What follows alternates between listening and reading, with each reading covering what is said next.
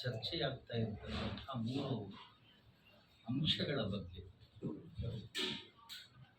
ಅಭಿಪ್ರಾಯವನ್ನು ತಿಳಿಸಲಿಕ್ಕಾಗಿ ಈ ಪತ್ರಿಕಾಗೋಷ್ಠಿ ಮಾಧ್ಯಮಗೋಷ್ಠಿ.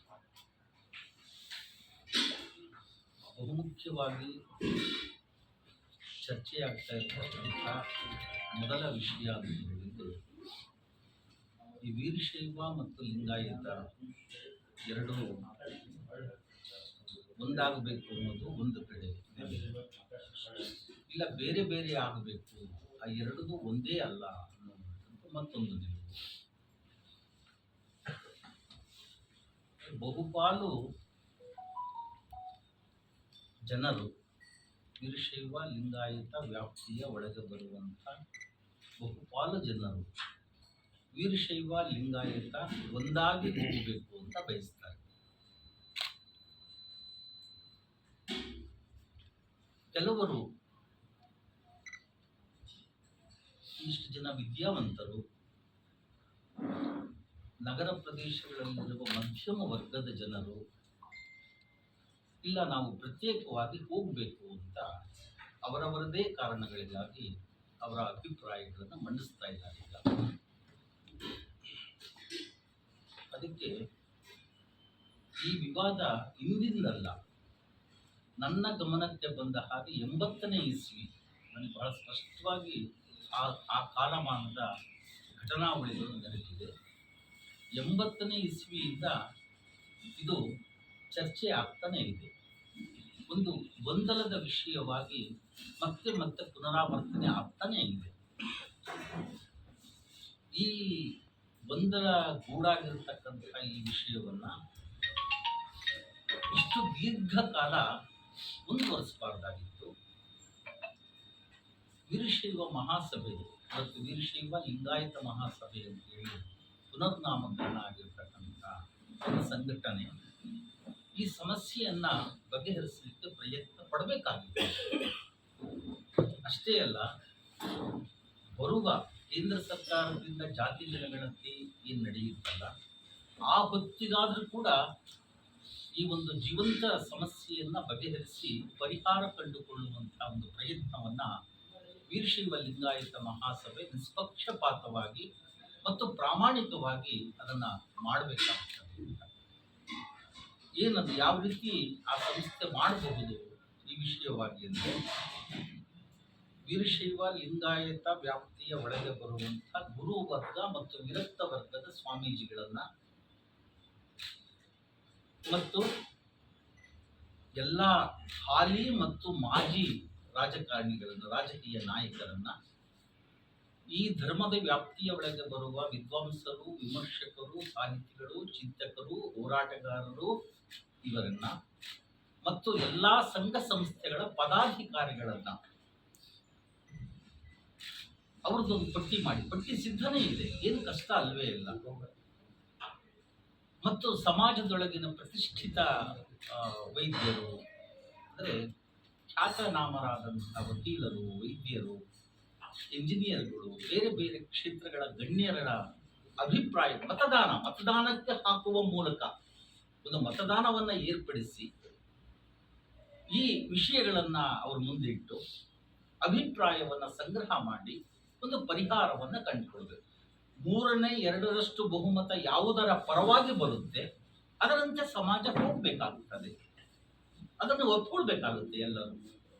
ಹಾಗಾಗಿ ಈ ದೃಷ್ಟಿಯಿಂದ ವೀರಶೈವ ಲಿಂಗಾಯತ ಮಹಾಸಭೆ ಈ ವಿಚಾರಕ್ಕೆ ಸಮಾಜದ ಹಿತದೃಷ್ಟಿಯಿಂದ, ಧರ್ಮದ ಹಿತದೃಷ್ಟಿಯಿಂದ ಒಂದು ಸೂಕ್ತವಾದಂತಹ ನಿರ್ಣಯವನ್ನು ತೆಗೆದುಕೊಂಡು ಈ ಕಾರ್ಯವನ್ನು ಮಾಡಿದರೆ ಒಂದು ಪರಿಹಾರ ಸಿಗುತ್ತೆ ಎನ್ನುವಂತಹ ವಿಶ್ವಾಸ ನನ್ನದು.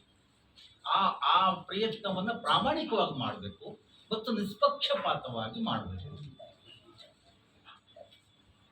ಆದರೆ ನಾನು ಈಗಾಗಲೇ ಹೇಳಿದ ಹಾಗೆ ಬಹುಪಾಲು ಜನ ಒಟ್ಟಾಗಿ ಹೋಗಬೇಕು ಅನ್ನುವಂಥ ನಿಲುವಿನವರಾಗಿದ್ದಾರೆ.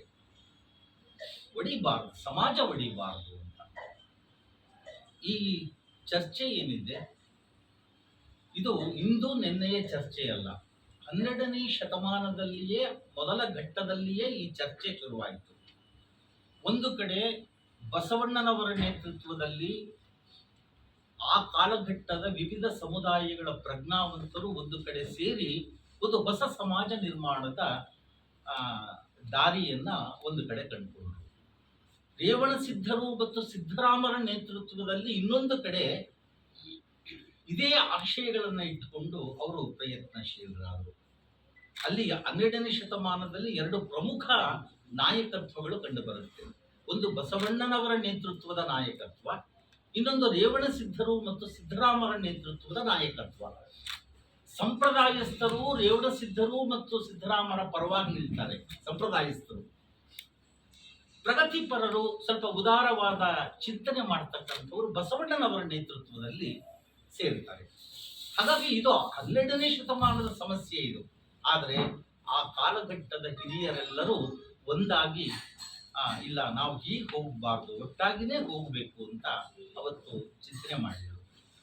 ಎರಡನೇ ಕಾಲಘಟ್ಟ ಯಾವುದು ಅಂದರೆ 16 ಮತ್ತು 17ನೇ ಶತಮಾನ. ಮತ್ತೆ ಈ ಸಮಸ್ಯೆ ಉದ್ಭವಿಸಿತು ಈ ಧರ್ಮದಲ್ಲಿ.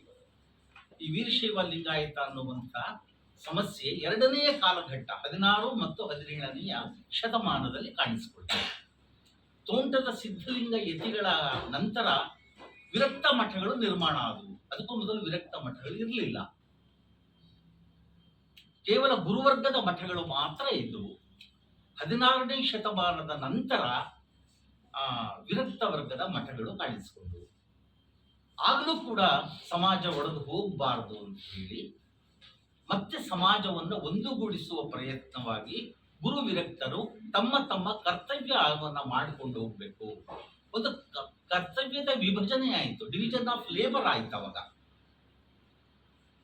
ಉದಾರವಾದಿ ಜಂಗಮರು ಏನ್ ಮಾಡಿದ್ರು, ಗುರುವರ್ಗದಲ್ಲೂ ಇದ್ದ ವಿರಕ್ತ ಪರಂಪರೆಗೆ ಬಂದು ಬಸವಣ್ಣನವರ ವಿಚಾರಗಳನ್ನ ಪ್ರತಿಪಾದನೆ ಮಾಡಲಿ ಹೊರಟರು.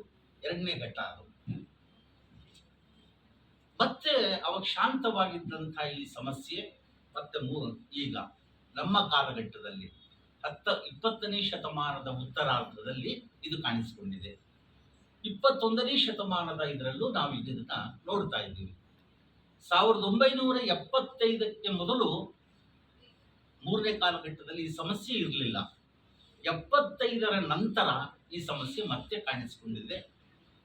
ಈಗ 75 ವರ್ಷ ಆದರೂ ನಮ್ಮ 3ನೇ ಕಾಲಘಟ್ಟದಲ್ಲಿ ಸಮಸ್ಯೆಯನ್ನು ಬಗೆಹರಿಸುವ ಪ್ರಯತ್ನ ಆಗಿಲ್ಲ. ವೀರಶೈವ ಮಹಾಸಭೆ ಇದನ್ನು ಗಂಭೀರವಾಗಿ ತೆಗೆದುಕೊಂಡು ಈ ಸಮಸ್ಯೆಯನ್ನು ಬಗೆಹರಿಸುವಂತ ಪ್ರಯತ್ನ ಆಗಬೇಕು ಅಂತ. ಇನ್ನೊಂದು ಮುಖ್ಯವಾದ ಅಂಶ ಅಂದರೆ ವೀರಶೈವರು ಲಿಂಗಾಯತರು ಹಿಂದೂಗಳು ಅಲ್ಲ ಅನ್ನುವಂಥ, ಇಲ್ಲ ಹಿಂದೂಗಳು ಹಿಂದುತ್ವದ ಭಾಗ ಅನ್ನೋದು ಇನ್ನೊಂದು ಪ್ರಮುಖವಾದ ಚರ್ಚೆಯ ವಿಷಯ ಆಗಿದೆ.